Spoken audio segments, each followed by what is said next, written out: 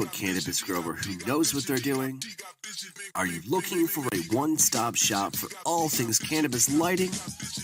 Then check out DutchLightingInnovations.com. On our website, you can learn more about our newest UV technology, which allows us to grow stronger, even better terpene profiles while reducing microbial growth. DutchLightingInnovations.com has all your lighting needs, from HPS to CMH to LED and UV. Lights of the highest quality for growers who know what they're doing. Designed, engineered, and made in Holland. Your one-stop shop for all things cannabis, DutchLightingInnovations.com. You can learn more about our newest UV technology. At DLI, we have decades in experience in both commercial and hobby horticulture. As a result, our engineers have developed a brand new range of horticultural lighting products that combine with the tried and tested manufacturing techniques of the existing commercial lighting products with a modern manufacturing process. As a result, we've created a comprehensive line of horticultural lighting products that are designed to enhance user experience and produce better results. That's DutchLightingInnovations.com.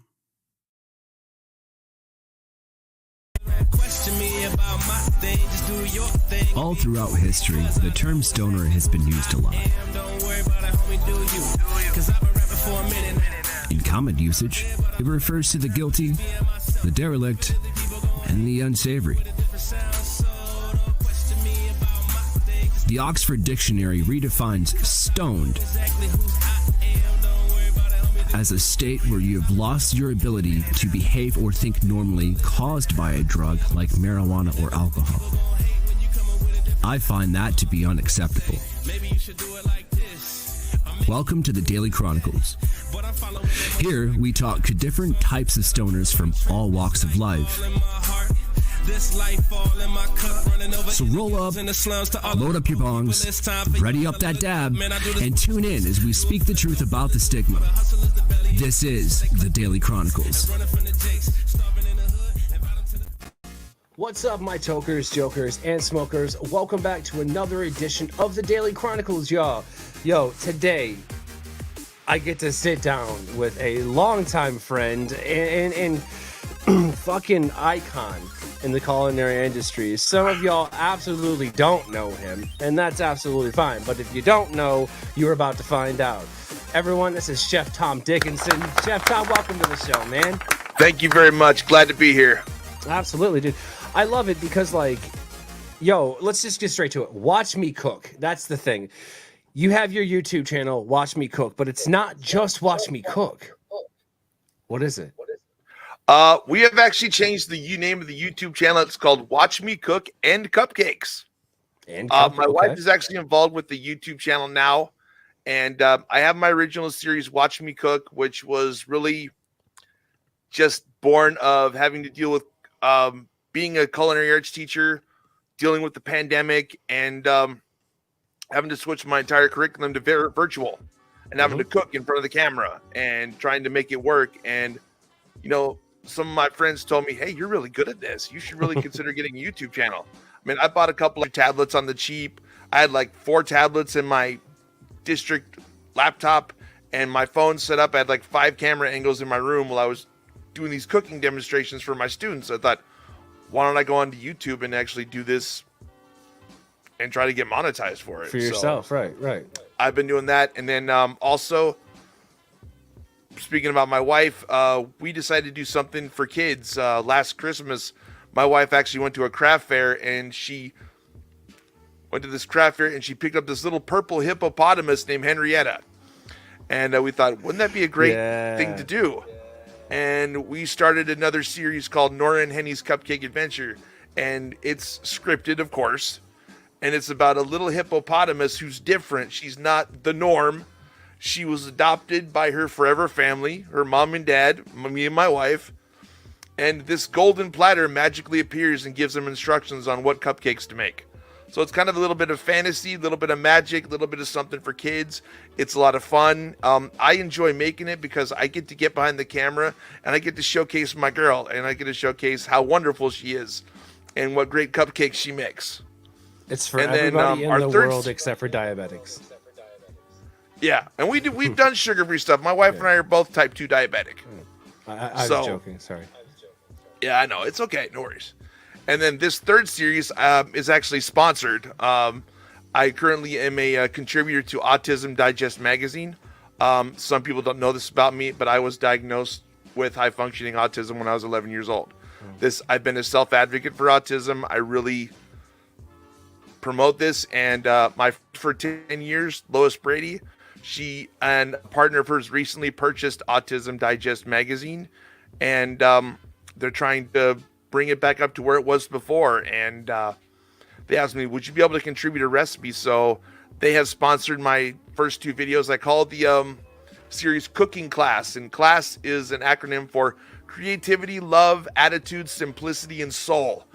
And they've actually sponsored those videos. I do a recipe article for their actual written magazine. So the first issue with my first recipe, and these recipes adhere to the gluten-free, casein-free diet, which is great for kids with autism. The first written published magazine, my first article, will actually be coming out in the February issue of Autism Digest magazine. That's so fucking cool, man. Listen to, not to mention, you're a teacher. Yeah. Dude, yeah. That's insane. So let's give everybody what they want. We have one of your latest videos here. It's how to use pumpkin seeds. So without any other further ado, we're going to jump over to that real quick. Let's go take a look. All right. Awesome. Hey everyone, if you're watching on autismdigest.com or if you're watching on my channel on YouTube, Halloween is upon us. And what comes with Halloween? Pumpkins. What are we going to do with all those pumpkins? Especially, what are we going to do with the pumpkin seeds? You know what? I've got a couple of great recipes that are just for you. They're amazing on what to do with those pumpkin seeds, and they're going to get your kids in the kitchen. So you know what? Grab your notebooks, grab your pens, grab your kids, and let's get into the kitchen, everybody, because class is about to begin.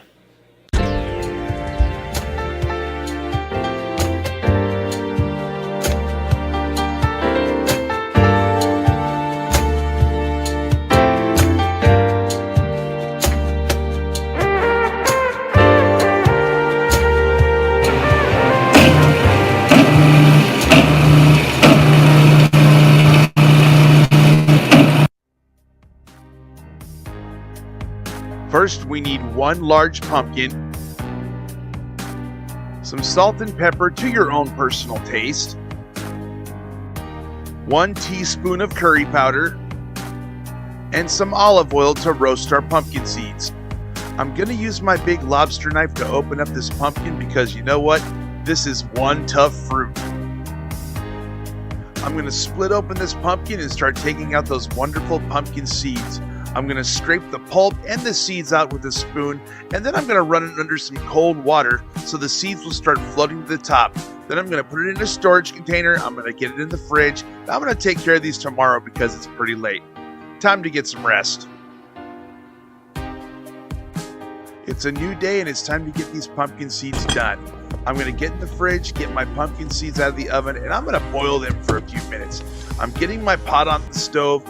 I'm going to let it come up to a boil, and when that pot has come to a boil, I'm going to add all my pumpkin seeds in there, and I'm going to let them boil for about 10 minutes so they get nice and tender. My pot's on the stove. I season it with a little bit of salt, and I'm going to take it off. I'm going to strain off the water off my pumpkin seeds, and I'm going to let them air dry so they get nice and dry before I put them in the oven. They look great. All right, here's what I want you to do. I want everybody to stop for just a minute. Are you okay?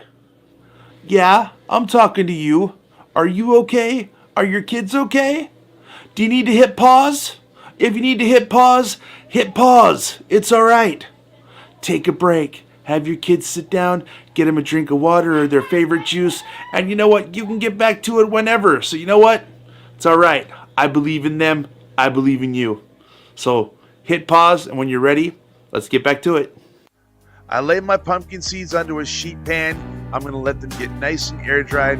Once they're dry, I'm going to put them on a cookie sheet, and I'm going to let them dry again. I'm going to spread them with some oil, season them with some nice salt, and I'm going to put them in a 400-degree oven for about 20 minutes.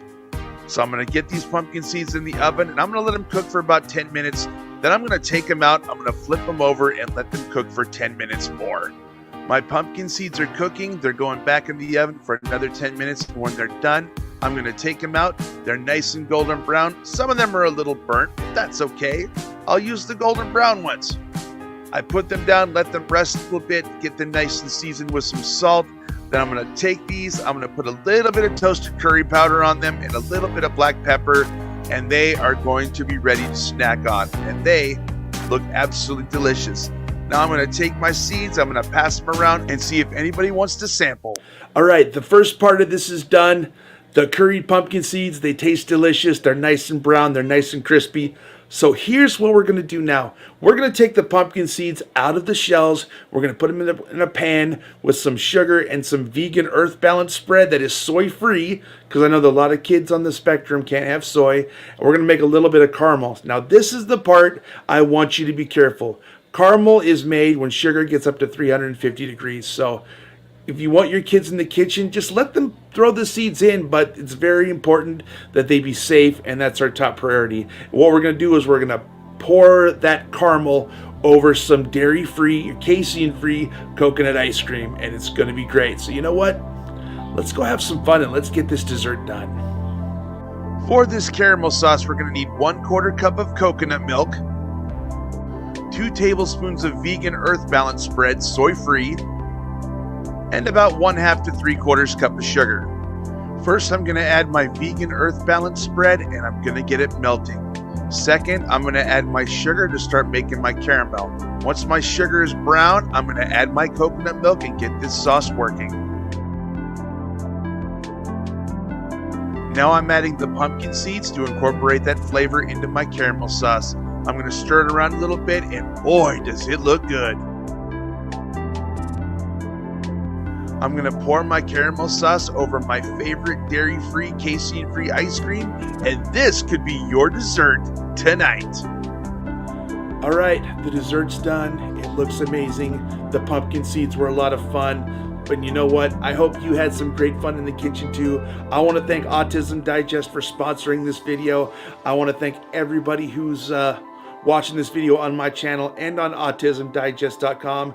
If you haven't visited their website yet, please go to www.autismdigest.com. Check out their content. Subscribe to their magazine. It's a really great piece of information, and I'm sure you'll find great benefit out of it. So you know what? Everything's done here. You did an amazing job in the kitchen, and all I have to say is class dismissed. See you next time.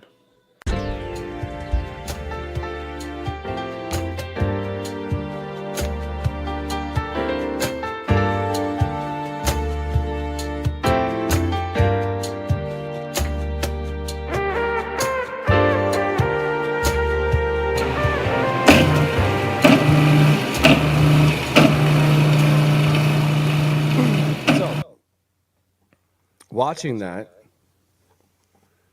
yo, dude, I really like, how you break it down for everybody. You keep it simple, and it's witty. It's got character. It's got that soul, man. Thank you. Appreciate that. It's the truth.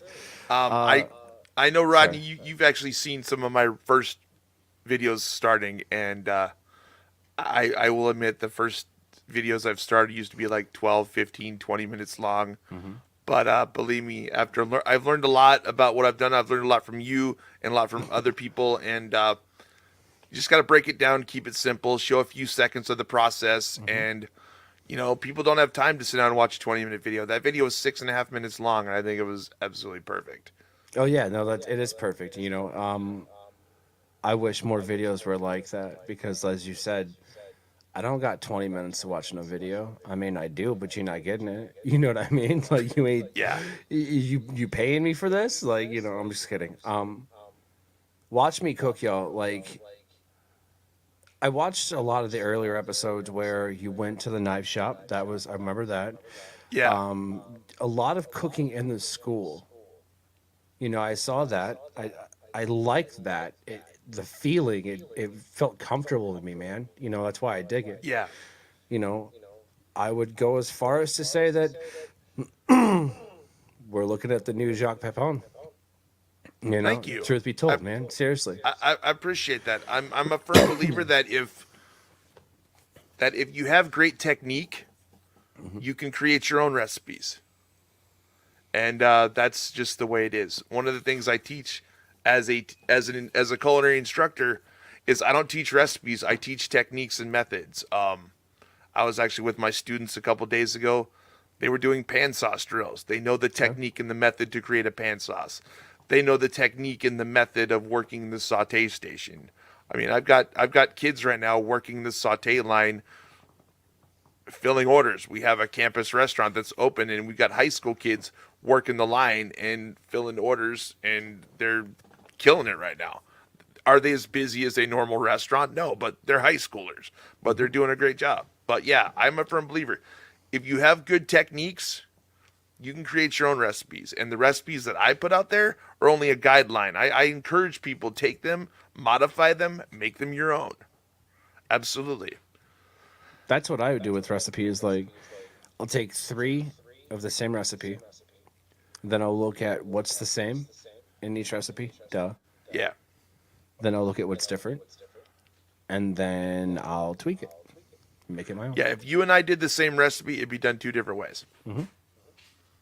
And that's great. That's awesome. You know, it just goes to show that nature herself is inconsistent. You know, Yeah. Nothing is meant to be perfect. You know, we've strived for perfection. We've created this Michelin quality, discipline of consistency over time, and then consistency to create a standard, and you get the idea. To the point where that's not where everybody goes for good food.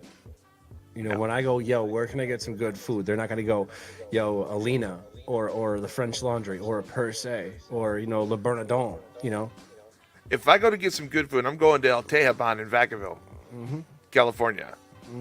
The decor is not great, but the food is awesome.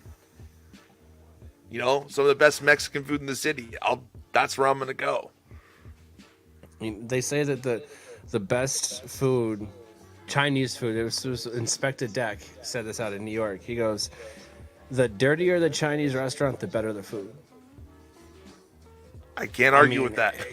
I can't argue with it either, but if you're serving my to-go order in a Frisky's cat food box, we got a problem. Because I don't know if that's chicken I'm eating. Yeah. Just kidding. But dude, I want to say something. I've been kind of, watching your progress from here and now. And something that I'm asking a lot of people as of late, looking back at your first episode, back at the first time you did it, what's one thing that you've learned from the beginning till now? Lighting and audio when making a video. I've learned that lighting is so important. I've learned what lights you should have on and what lights you shouldn't have on. It's funny, you see, I do a lot of the shots over my stove. The one thing people don't know is I don't turn the overhead stove light on. I turn it off. I have a softbox light set up, and that's what my lighting is. It's not as harsh, and it makes a really crisp and clean video. Another thing is some people think, oh, your sound is great. That's because I attach a microphone to every single camera that I have. I also have these 2 stands that I bolt down. I clamp them down to the counters, and I have a microphone over my cutting board. I have a microphone over my stove. You just can't see it. It's not in the frame. Right. But I have it there, and it's plugged into my camera. I have was very fortunate to be able to pick up a couple of small cameras that are really great for video. I have a couple of I have a Canon EOS M, and I have a Canon EOS M2.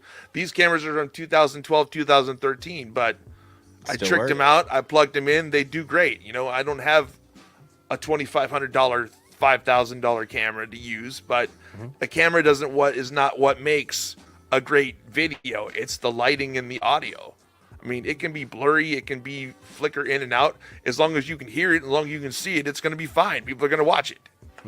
So that's the one thing that I've learned, that lighting and audio is most important thing. And also another thing is timing. They don't have to see the the whole process of me chopping an onion. They need to see 2 seconds of cutting it one way, 2 seconds cutting the other way, and I'm good as gold. They have the process. They know the technique. They can get it finished. The hardest thing to do, not only is, a cook, but a content editor now, is editing. You got to be ruthless, dude. Sometimes you have to cut out your favorite shot. Yes. And if you want to do like a candid outtake, do it at the end of the video after you get your main content out there.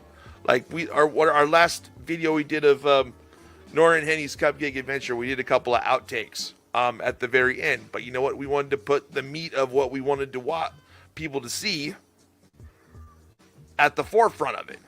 Mm-hmm. And that's what we did. I mean, the outtakes are great, but they don't need to be the top thing. Put them at the end. You're never going to get Jackie Chan outtakes. Those are just the best. Yeah. But the moment that I start trying to parkour kitchen equipment is the moment I should probably just get out of the kitchen. Yeah, exactly. So tell me a little bit more about, Chef Tom growing up, man. So you got diagnosed with autism at 11. Obviously, being a fan of your stuff, the Watch Me I remember that. Yeah. Hence the title. Yeah. I just want to know the emotions, man. Give me a few. Like, what was going through your head? Like, what happened? I'll be honest, it wasn't easy.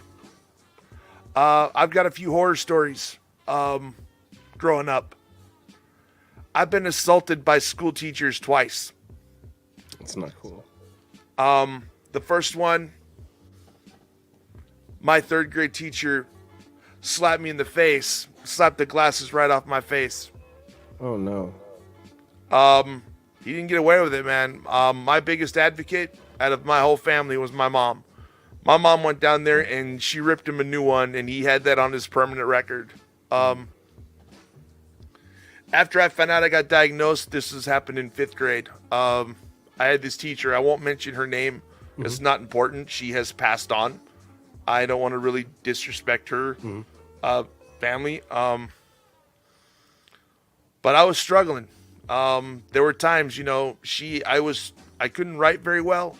I was doing math, and she saw my math paper, and she passed it around the entire class, and the entire class got to decide whether I was going to get a grade for my paper or not. There was one time that she decided that she just wanted to punish me. She couldn't stand the sight of me. She didn't want to look at me for one day. So she took me down to the front office, and they locked me in the school health room, which was the equivalent size of a jail cell, and that's where I sat all day, catching up on my work. Instead of asking, what's wrong? How can I help you? And then I had some stuff going on at home where I had people in my own family telling me, oh man, the toughest 2 years of your life are going to be the 5th grade. And I just want to be like, screw you, man. Mm-hmm. Why don't you ask me, hey, where do you need help? That's why I'm so big on, advocating, being a self-advocate. That's why I'm so big on, yes, it's a kid's show about cupcakes, but you know what? It's about somebody who's different, being accepted and being loved and being appreciated. And that Nora and Henny's Cupcake Adventure is not about cupcakes. It's about adoption. It's about acceptance. There just so happens to be cupcakes in it. Yeah, exactly. And it's one of the reasons why myself as an instructor, as a public educator, I have a zero exclusion policy in my culinary arts program. I have special ed kids in my program. I have kids who have trouble learning in my program who remind me a lot of me. Do I turn them away? No. I set them down and say, what can I do to help you grow? I do that because when I first started in my career, a chef sat me down. This chef, whose name is Gary Gainey, sat me down and said, Tom, what can I do to help you grow? And I want to pay that forward. That's the point. I mean, yeah. Each one teach one. Exactly. It's something that I've been saying a lot of lately. And I think that there's more than just one lesson to be pulled away from there. And my man, I got to say this, like, I didn't mean to put you on the spot with any of those emotions. I'm more than happy to share them because you know what? I want people to learn from that. My story is an open book. I want to share it. Yeah, was my childhood was a freaking nightmare. It wasn't the best. I was at a point in middle school. I was sitting in my science class, and I asked my teacher, Mr. Shaw. I said, "Can I leave? Can I go out? And can I use the restroom?" And when I was in the bathroom, I was looking for something to kill myself. I was ready to commit suicide at 13 years old. It's rough, man. Luckily, something stopped me from doing that. And I'm here. And, but yeah, high school wasn't that great either, It was like, don't you miss high school? I was like, no. And there's one teacher who was the only reason I stayed there. His name's John Coughlin, my band teacher. His class was the only one I liked. Another guy was Harry Hewitt, my economics and government teacher. Two of the only teachers there were one of the reasons I didn't drop out. So, yeah, everybody said, I hear so many people talking about, oh, it's great to have autism. No, it's not. It's a freaking nightmare. And then, I think that's a perspective based. I mean, unfortunately for your situation, and I don't say this is any detrimental comment towards you. And it's to each their own. Everybody has their own experiences. Yeah. Some kids have had excellent care. Some adults have had excellent care and have had an excellent support system. Correct. Yeah. I grew up in a rough family. Acknowledge it. Yeah, I mean, but that's the truth. That's the point.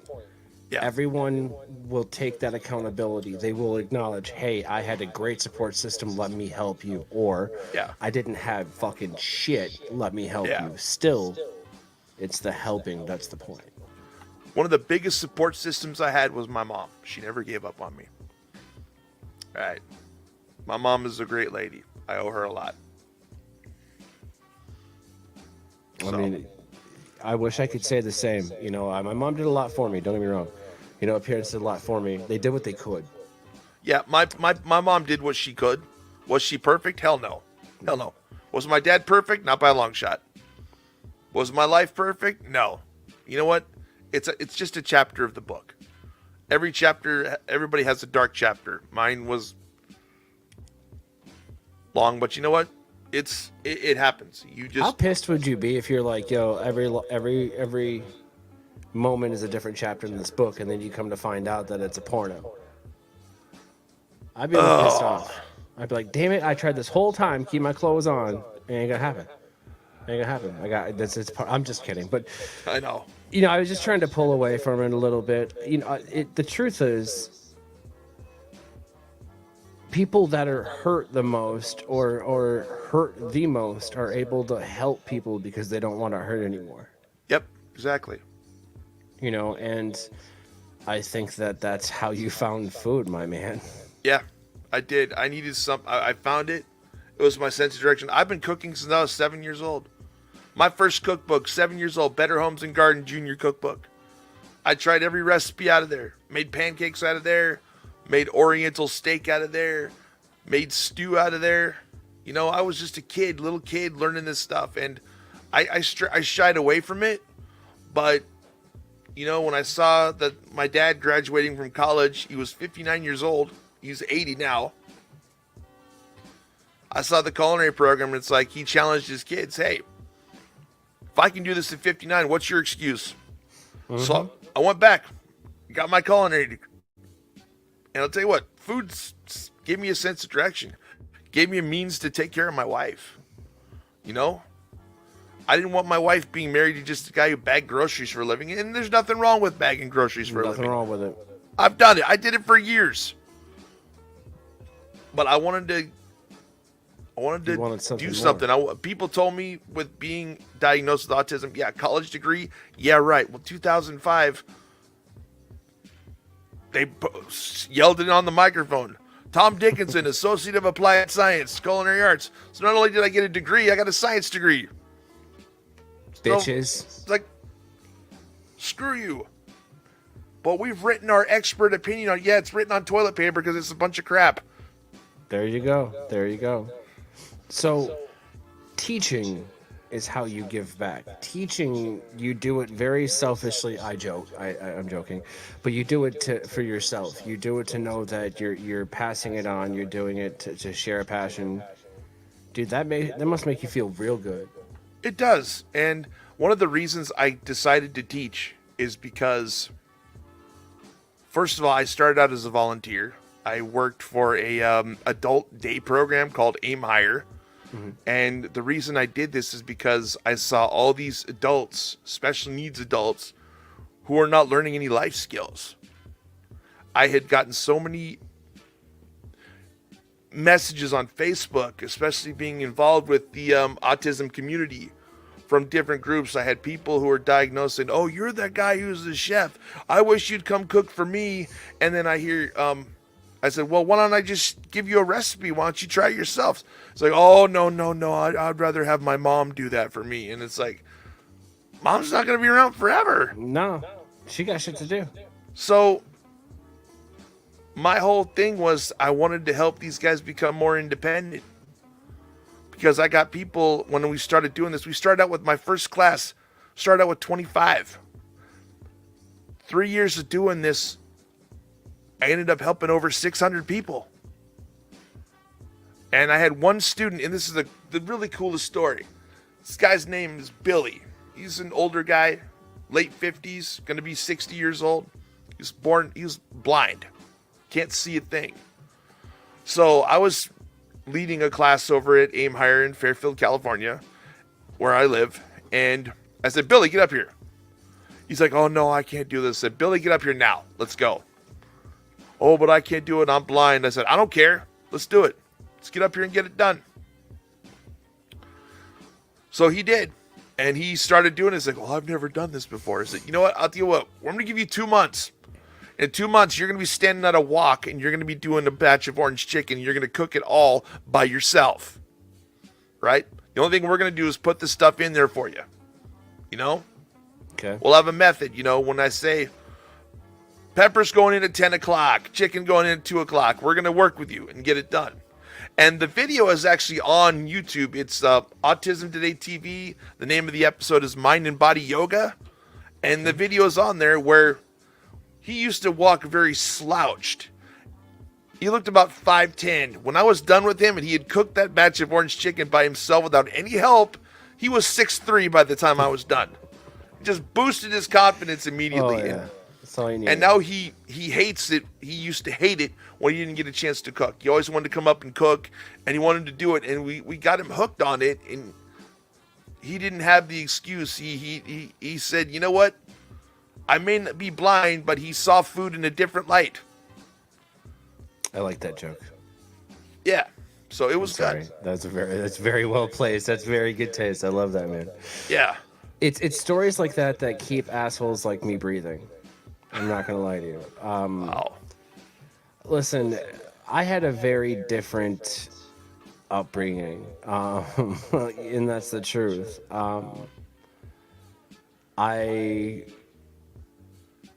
I was the problem. That's the truth. Growing up, I was the problem. I didn't want to talk to anybody. I didn't want to learn anything. I didn't want to teach anything. I just wanted to be left alone. You know, and a person like that, they isolate themselves to a point, and then when they get lonely, they just start drinking and insert alcoholism for a few years, quite a few years. I've been there. And it sucks. Yeah, it sucks. It does. And then it's just self-deprecation and devastation after that, and downward spiral until you hit rock bottom's basement. And the descent itself was the fun time, the fun ride. I'll pay for it later. I'll, sleep when I'm dead type of thing. And yeah. Then you get to the point where you're 35 years old looking back going, I should have died 5 years ago. What am I supposed to do? Then I look at people like you, and I look at what you're doing, and I go, well, he's doing something good, and it's not killing him. Why not? You know what? I spent so many years doing what other people expected and doing what other people wanted. I mean, I thought to myself, yeah, I started this YouTube channel at 47 years old. I'm 49 now, and it's like, everyone's like, oh, you're too old to do that. It's like, no, I'm not. You're not too old. I'm finally doing something for me, and doing the other series that I do. You know, I'm helping a community of people who have faced the same condition I have, and also I'm using one of these YouTube series to reconnect with my wife, which is great. I'm finally doing something for me. And am I being selfish? Absolutely. Because I've given so much to everybody else, and everybody's like, well, you should do this, you should do that. It's like, you should shut the hell up and accept me for who I am. That right there. I'm me. You don't like me? Screw you. That's just how I am. You ain't got to look at this in the mirror. Leave me alone. You know what I mean? Like, I get it, man. I'm right there with you. That's why we had you on the show. You know, I'm a big fan of Watch Me Cook. But I was confused, having stepped away for a few weeks. And then I came back and I saw the name change. I didn't catch everything. I was banned on Facebook, so I couldn't keep up there. You know what I mean? But we changed it because it's so much more than that. We want to... Right. We're doing so much more, and it's a lot more fun. And one of the things is I actually rebranded my entire YouTube channel. All I feature on the front page is those 3 series, and people can see them. They can watch them. It's just a lot of fun. But no, I'm doing that for me because it's something I've always had a dream. Before I became a chef, I wanted to go to film school. I didn't get that chance to do that. But I've learned a lot. You know, not in the classroom, but I've talked to content creators. I've talked to people who make content. I've talked to people who make cooking content, and